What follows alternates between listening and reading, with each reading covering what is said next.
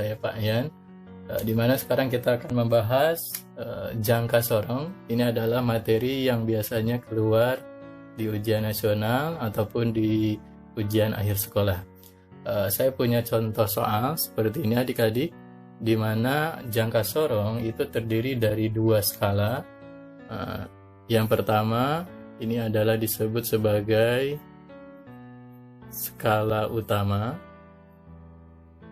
sedangkan yang lebih kecil ini disebut sebagai skala nonius. Nah, bagaimana cara membacanya? Patokannya adalah adik-adik, kita lihat skala nonius. Nah, skala nonius itu angka 0 ini terletak di 3,3, lebih sedikit adik-adik. Nah, namun belum sampai di 3,4. Nah, jadi nanti patokannya adalah angka 0 di skala nonius itu ada di 3,3 namun belum sampai di 3,4. Sehingga kita tuliskan 3,3. Nah, lalu untuk ketelitiannya adalah cari adik-adik garis skala nonius dan skala utama yang berhimpit atau dalam satu garis. Nah, kalau dilihat di sini adalah angka keempat. Nah, ini satu garis dengan skala utama, skala noniusnya. Nah, ini adalah satu garis atau dia berhimpit. Nah, kita tulis di sini berhimpit. Nah, karena dia berhimpit di garis keempat, maka kita tuliskan 0,04.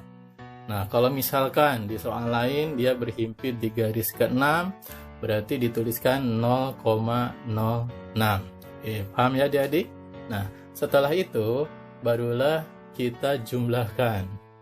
Nah, 3,3 ditambahkan dengan 0,04. Berarti hasilnya adalah 3,34. Nah, jangka sorong ini satuannya adalah dalam sentimeter.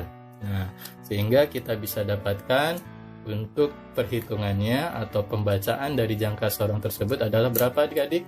3,34 cm. Oke, sudah paham? Nah, baiklah. Nanti setelah ini kita akan bahas satu lagi materi tentang mikrometer skrup.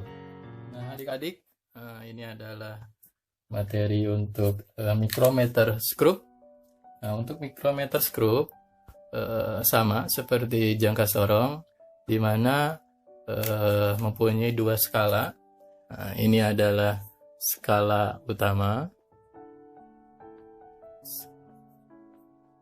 sedangkan yang ini adalah untuk skala nonius.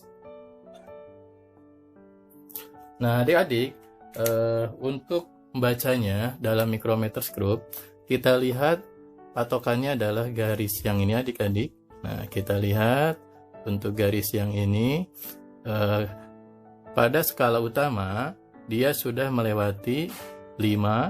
Nah, ini adalah 5,5, berarti dia sudah melewati 5,5 atau 5,5.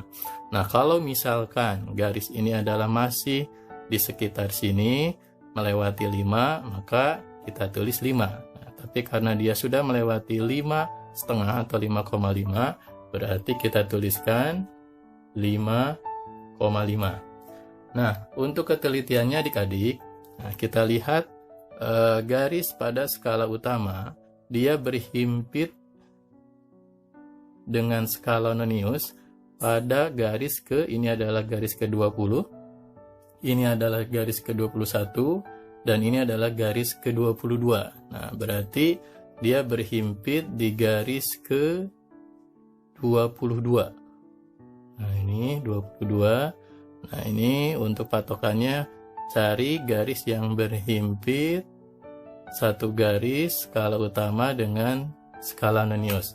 Nah, karena ini adalah garis ke-22, maka kita tuliskan 0,22. Nah, misal pada soal lain dia berhimpit di garis ke 31. Nah, berarti kita tuliskan 0,31. Setelah itu adik-adik, kita jumlahkan. Nah, berarti berapa jumlahnya adik-adik? 5,72.